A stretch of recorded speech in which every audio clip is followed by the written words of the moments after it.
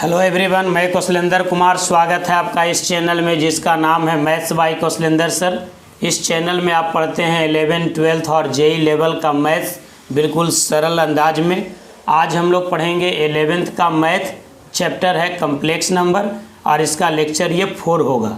3 lecture पहले ही बनाया जा चुका है, चौथा लेक्चर बनाने में थोड़ी देर हो गई, आप सब लोगों से क्षमा चाहूँगा। 12 का सिलेबस ज़्यादा लेके चल रहे थे अभी हम, इसलिए चौथा लेक्चर बनाने में देर हो गया। लेकिन यदि आपसे ये कहना चाहेंगे कि आप कम्प्लेक्स नंबर के तीनों लेक्चर जो पहले बनाए जा चुके हैं उसको आप पहले देख लीजिए। यदि आप पहली बार हमारे चैनल से जुड़े हैं तो आपका इस चैनल में स्वागत है। प्लीज़ वीडियो को लाइक कीजिए, चैनल को सब्सक्राइब कीजिए और बेल आइकन को प्रेस कीजिए ताकि हर वीडियो का इन्फॉर्मेशन आपको मिलता रहे। चलिए आज हम लोग शुरुआत करते हैं कम्प्लेक्स नंबर का लेक्चर 4। लेकिन चूंकि काफ़ी वक्त हो गया है चौथा लेक्चर बनाने में, इसलिए हम पहले थोड़ा सा रिवीजन कर लेते हैं। रिवीजन में सबसे पहले हम आपको बताए थे आयोटा इमेजिनरी नंबर के बारे में। तो इमेजिनरी नंबर का खोज यूलर नाम के मैथमेटिशियन ने किया नेगेटिव नंबर का स्क्वायर रूट फाइंड करने के लिए। यानी इमेजिनरी नंबर के पहले आप नेगेटिव नंबर का रूट नहीं निकाल सकते थे। तो to find the square root of negative number mister Euler introduces a new number iota which is known as imaginary number with a basic formula i square बराबर -1। यानी इमेजिनरी नंबर का inventor हो गए यूलर साहब, symbol हो गया आई और इसको पढ़ेंगे आयोटा। ये नंबर होगा इमेजिनरी नंबर और इनका फार्मूला हो गया आई स्क्वायर बराबर -1। आई के हायर पावर को निकालने के लिए हमने बताया था कि higher power of i gives one of the 4 values +1 -1 +i -i और बस यही 4 में से कोई एक वैल्यू मिल सकता है। आई का जितना पावर लगा दीजिए आप यही वैल्यू मिल जाएगा। निकालने के लिए बताए थे कि आई का पावर अगर 4 का मल्टीपुल है तो वैल्यू 1 होगा, 4 के मल्टीपुल से 1 ज़्यादा है तो आई मिलेगा, 4 के मल्टीपुल से 2 ज़्यादा है तो आई स्क्वायर मिलेगा, या इसको आप -1 कह सकते हैं।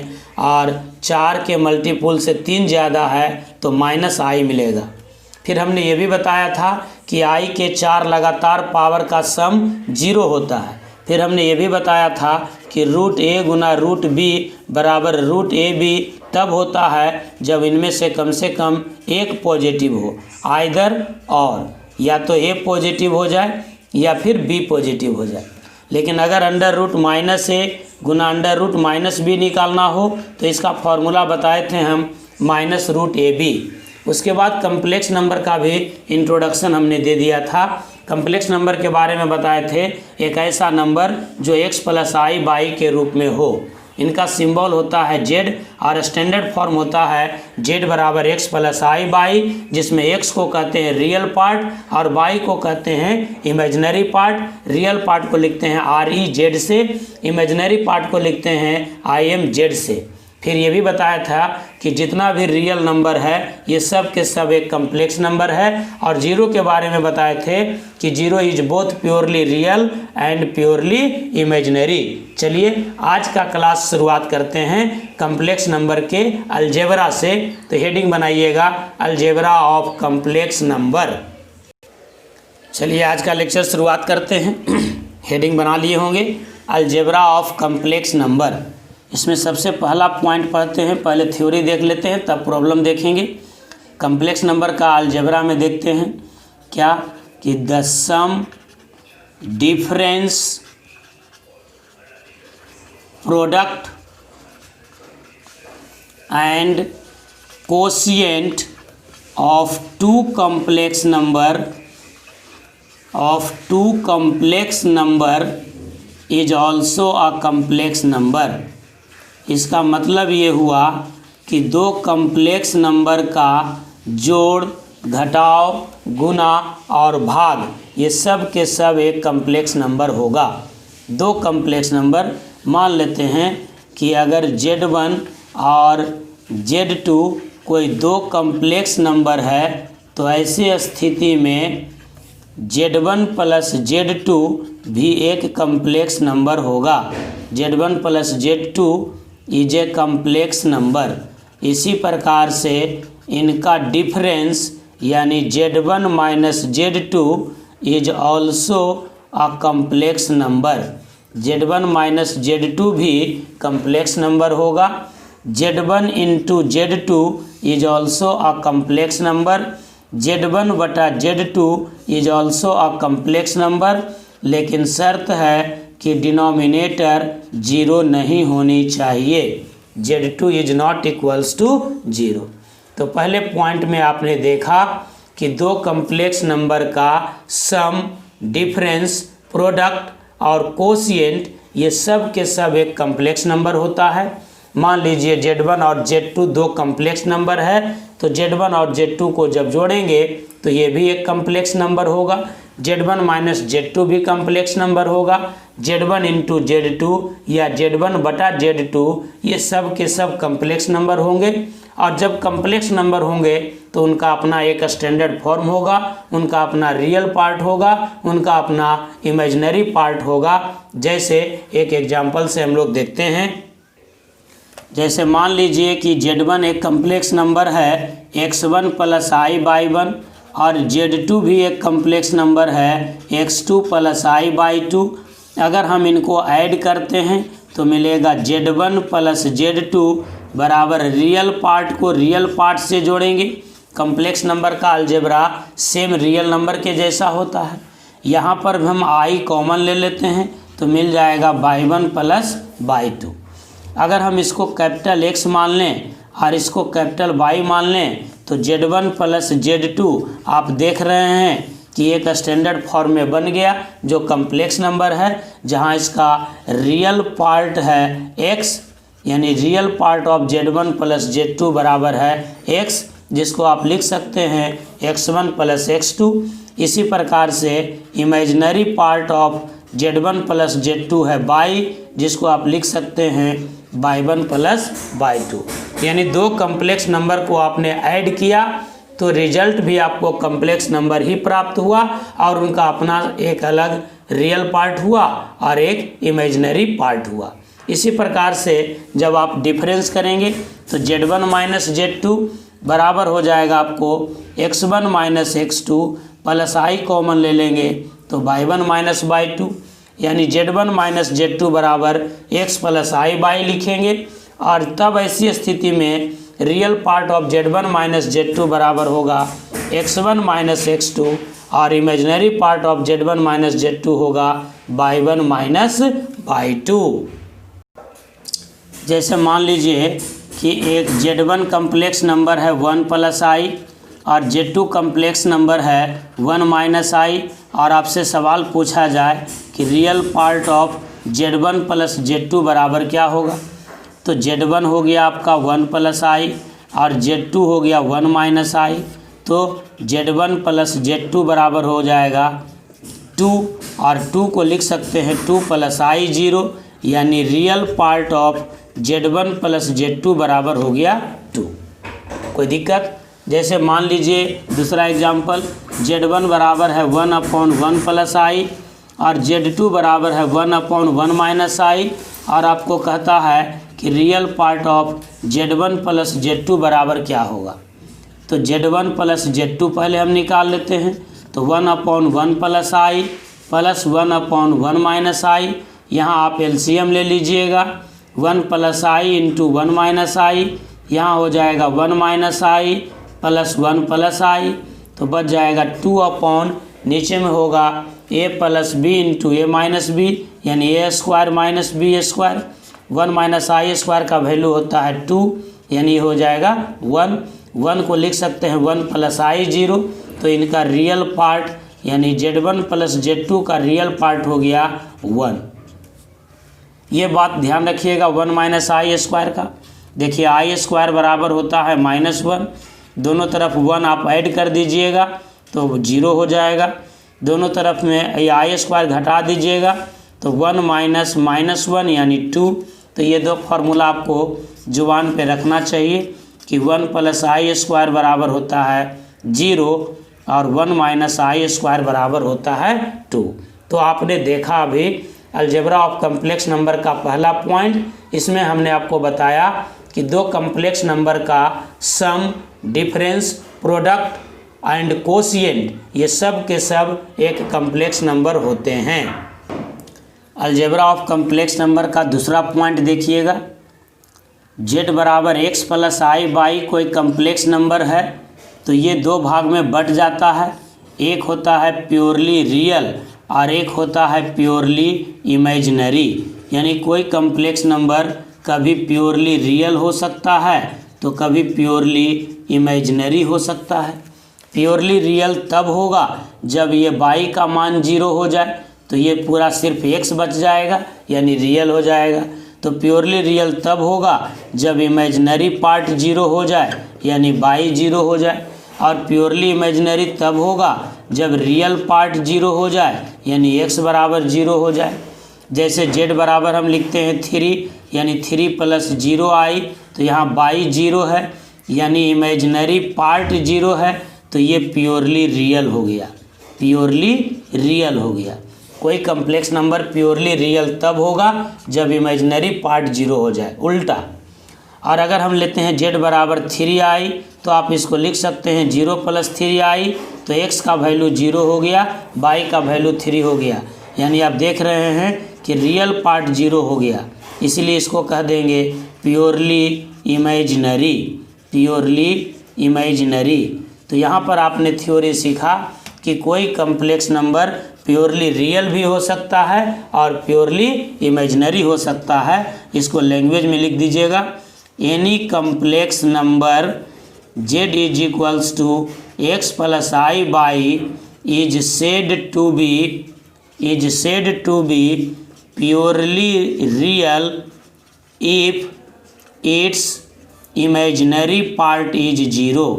अगर किसी कम्प्लेक्स नंबर का इमेजिनरी पार्ट 0 हो जाता है तो वो कम्प्लेक्स नंबर होगा purely real, and is said to be purely imaginary if its real part is 0। अगर किसी कम्प्लेक्स नंबर का रियल पार्ट 0 है तो वो प्योरली इमेजिनरी होगा, इमेजिनरी पार्ट 0 है तो वो प्योरली रियल होगा। इसको समझने के लिए एक एग्जाम्पल देखते हैं क्वेश्चन के रूप में। ये पूछा हुआ है केरला पीईटी 2011 में, केरला प्री इंजीनियरिंग टेस्ट 2011 में सवाल पूछा हुआ है। प्योरली रियल और प्योरली इमेजिनरी के बारे में हम आपको बता दिए कि कोई कम्प्लेक्स नंबर प्योरली रियल तब होगा जब इमेजिनरी पार्ट 0 हो जाए और प्योरली इमेजिनरी तब होगा जब रियल पार्ट 0 हो जाए। उसी आधार पर एक क्वेश्चन है, देखिए क्वेश्चन कहता है कि if the imaginary part of 2 plus I upon A I minus 1 is 0, यानी ये कम्प्लेक्स नंबर का इमेजिनरी पार्ट 0 है यानी कम्प्लेक्स नंबर प्योरली रियल है। सवाल जो कह रहा है उसमें कह रहा है कि कोई कम्प्लेक्स नंबर है z बराबर 2 प्लस आई अपॉन ए आई माइनस 1। तो कोई भी सवाल कम्प्लेक्स नंबर का हो, आप सबसे पहले आप उसको स्टैंडर्ड फॉर्म में बदल दीजिए, बाद में उस पर हम लोग कंसेप्ट लगाएंगे कि कौन सा कंसेप्ट से सवाल बनेगा। तो हम पहले इसको स्टैंडर्ड फॉर्म में लाने के लिए ए आई प्लस 1 से मल्टीप्लाई कर देते हैं, तो ऊपर हो जाएगा 2 plus i into a i plus 1 divided by a plus b, a minus b into a plus b, यानी a square minus b square, यानी ए आई का स्क्वायर माइनस 1 का स्क्वायर। तो आप इसको लिख सकते हैं 2 into A into I plus A into I square plus 2 into 1 plus i into 1। जैसे मल्टीप्लाई करते हैं आप कीजिए, कोई ज़रूरी नहीं है कि जैसे हम कर रहे हैं वैसे ही आप भी कीजिए। नीचे में हो जाएगा ए स्क्वायर आई स्क्वायर माइनस 1। अब आप इसको और फर्दर एक्सपेंड कर दीजिए तो देखिए ये मिल जाएगा आई स्क्वायर बराबर होगा माइनस 1, तो ए इंटू माइनस 1 हो गया माइनस ए, तो 2 माइनस ए एक साथ कर लेते हैं। अब प्लस आई कॉमन ले लेते हैं इन दोनों में, तो ये हो जाएगा 2a plus 1 divided by I square का वैल्यू हो गया माइनस 1, यानी -a² - 1। अब आप इसको अलग अलग कर दीजिए तो मिल जाएगा 2 - a बटा -a² - 1 plus i into 2a + 1 divided by -a² - 1। अब ये कम्प्लेक्स नंबर स्टैंडर्ड फॉर्म में आ गया। अब सवाल कह रहा है कि imaginary part is 0, complex number का इमेजिनरी पार्ट 0 है, यानी कम्प्लेक्स नंबर प्योरली रियल है। तो इमेजिनरी पार्ट आपका देखिए ये पोर्शन बन गया, हम इसको 0 से इक्वेट कर देंगे, यानी 2a + 1 अपॉन -a² - 1 बराबर होगा 0। आप जानते हैं कि जब रेशियो 0 होता है तो क्रॉस मल्टीप्लिकेशन लागू नहीं होता है, यानी x बटा y बराबर 0 हो तो x 0 होगा लेकिन y 0 नहीं होगा, क्योंकि डिनोमिनेटर तो 0 हो ही नहीं सकता है। तो लोग समझ लेते हैं कि यहाँ हम लोग तिरछा गुना किए हैं, तिरछा गुना नहीं करते हैं। जब रेशियो 0 हो जाए तो ये रिजल्ट याद रखना है कि न्यूमरेटर 0 होगा और डिनोमिनेटर 0 नहीं होगा। ये दोनों बातें एक साथ ध्यान में रखनी चाहिए, यानी 2a + 1 बराबर 0 होगा तो ये बराबर होगा -1/2 और ये आपका आंसर हो गया C। तो आप देख रहे हैं कि अगर आपके पास कंसेप्ट है तो आप सवाल को बड़े ही आसान तरीके से कर सकते हैं। एक बार वीडियो को लाइक कर दीजिए और सब्सक्राइब अभी तक आपने नहीं किया है तो सब्सक्राइब भी कर दीजिए और ज़्यादा से ज़्यादा दोस्तों के बीच इस चैनल को शेयर कीजिए। चलिए और आगे देखते हैं। हम लोग देख रहे थे अलजेब्रा ऑफ कम्प्लेक्स नंबर, उसमें 2 पॉइंट बताए। पहला पॉइंट बताए कि कोई कम्प्लेक्स नंबर दो कम्प्लेक्स नंबर को आप जोड़ते हैं या घटाते हैं या मल्टीप्लाई करते हैं या डिवाइड करते हैं तो उसका रिजल्ट भी कम्प्लेक्स नंबर ही मिलता है। दूसरा बात बताए कि कोई कम्प्लेक्स नंबर प्योरली रियल तब होता है जब उसका इमेजिनरी पार्ट 0 हो जाए, और प्योरली इमेजिनरी तब होता है जब रियल पार्ट 0 हो जाए। तीसरा नंबर हम लोग देख रहे हैं equality of complex number. Equality of complex number यानी कोई 2 कम्प्लेक्स नंबर इक्वल कब होता है। तो थ्योरी है 2 complex number are said to be equal if their corresponding parts are equal। corresponding parts अगर इक्वल हो जाए तो दोनों कम्प्लेक्स नंबर इक्वल होगा। कॉरस्पॉन्डिंग पार्ट का मतलब होता है real part is equal to real part और imaginary part is equal to imaginary part. 2 complex number बराबर है तो रियल पार्ट के बराबर होगा, इमेजिनरी पार्ट के बराबर होगा। एक बार फिर से डिक्टेट कर देते हैं। 2 complex number are said to be equal if their corresponding parts are equal। corresponding का मतलब होता है रियल पार्ट के बराबर हो जाए, इमेजिनरी पार्ट के बराबर हो जाए। जैसे यदि हम लिखते हैं x + i/3 + 4i तो इस बात का मतलब ही होता है कि x 3 के बराबर हो गया और y 4 के बराबर हो गया।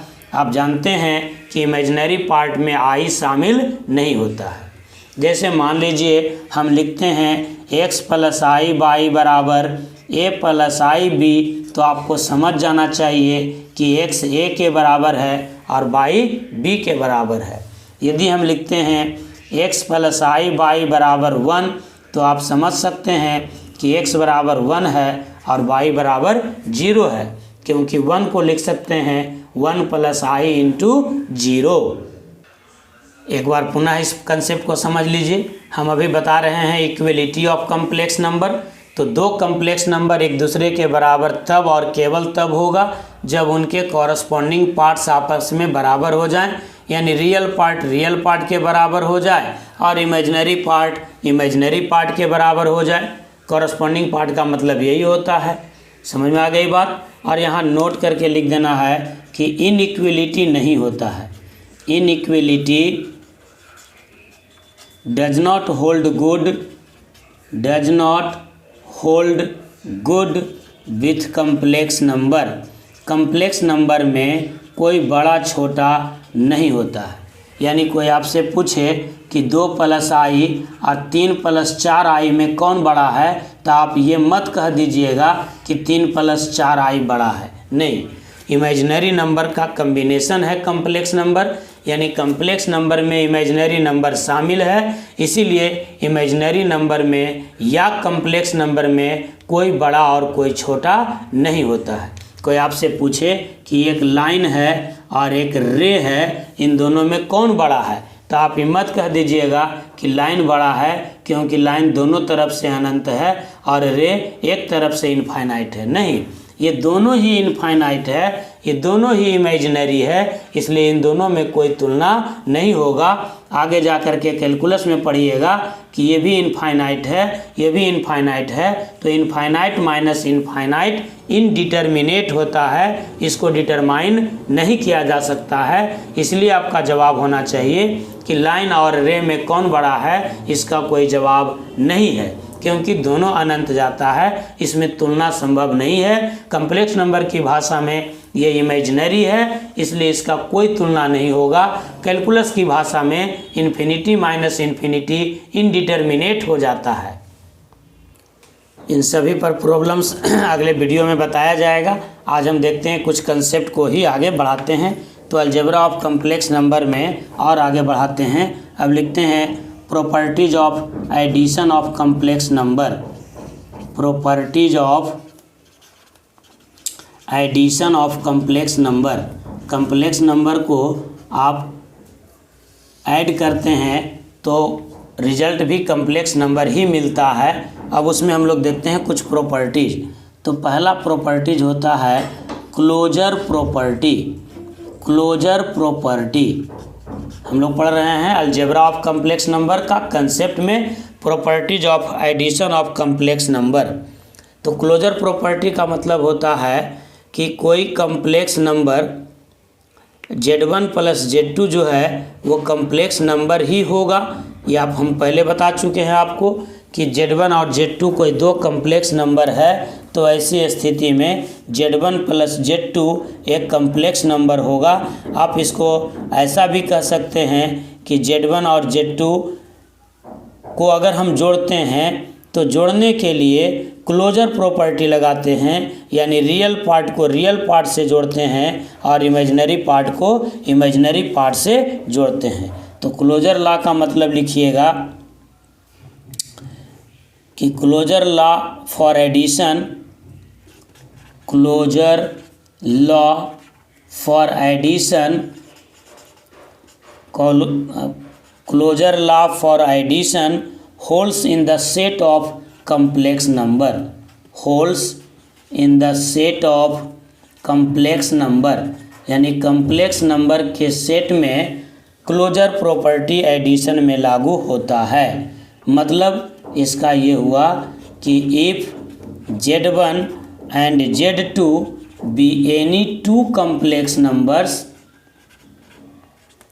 then Z1 + Z2 is also a complex number। यानी कोई 2 चीज़ को जोड़ते हैं और वही चीज़ प्राप्त हो जाता है तो वो कहलाता है क्लोजर प्रॉपर्टी। जैसे रियल को रियल से जोड़ते हैं तो रियल ही मिलता है, ये क्लोजर प्रॉपर्टी हुआ। इमेजिनरी को इमेजिनरी से जोड़ते हैं तो इमेजिनरी ही मिलता है, ये क्लोजर प्रॉपर्टी हुआ।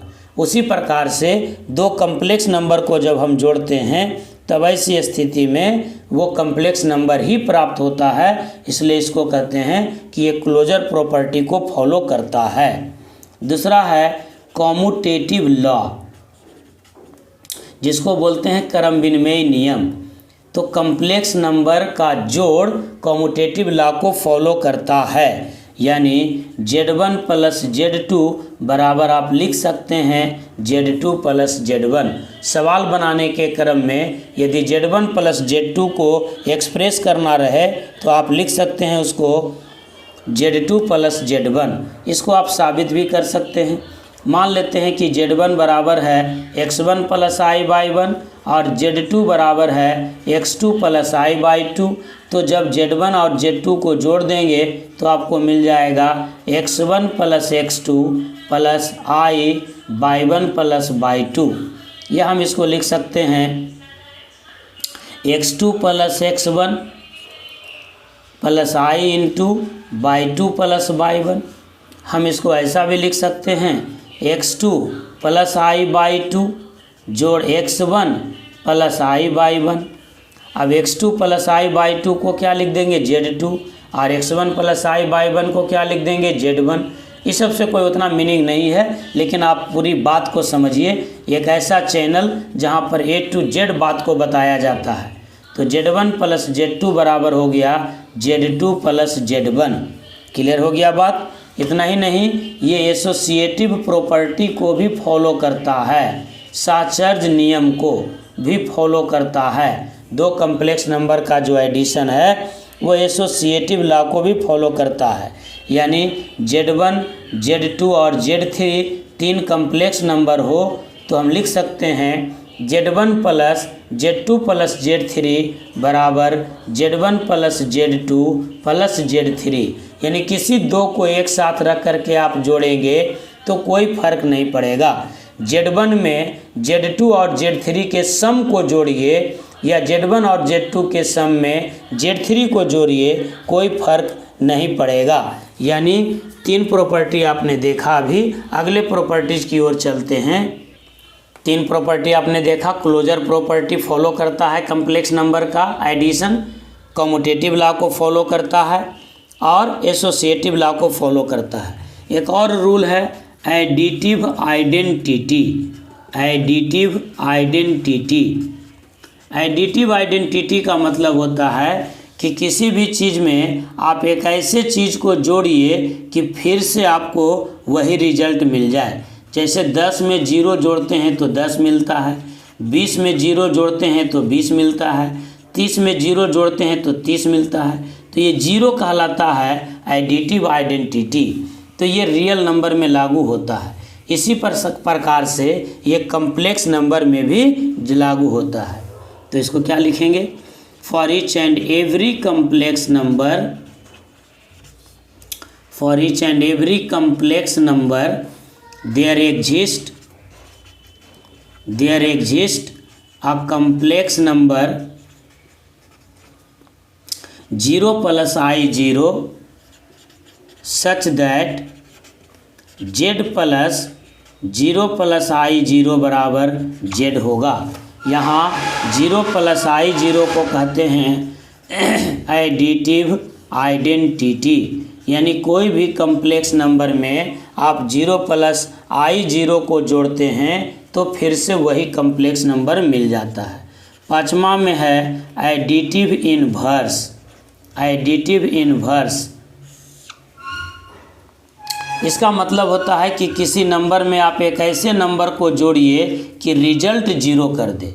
यहाँ है कि 0 को जोड़िए तो रिजल्ट वही रहे, तो एडिटिव आइडेंटिटी। और किसी ऐसे चीज़ को जोड़िए जो रिजल्ट को 0 में कन्वर्ट कर दे तो वो कहलाएगा एडिटिव इनवर्स। तो किसी कम्प्लेक्स नंबर में उसी के निगेटिव को अगर हम जोड़ देते हैं तो वो हो जाता है 0।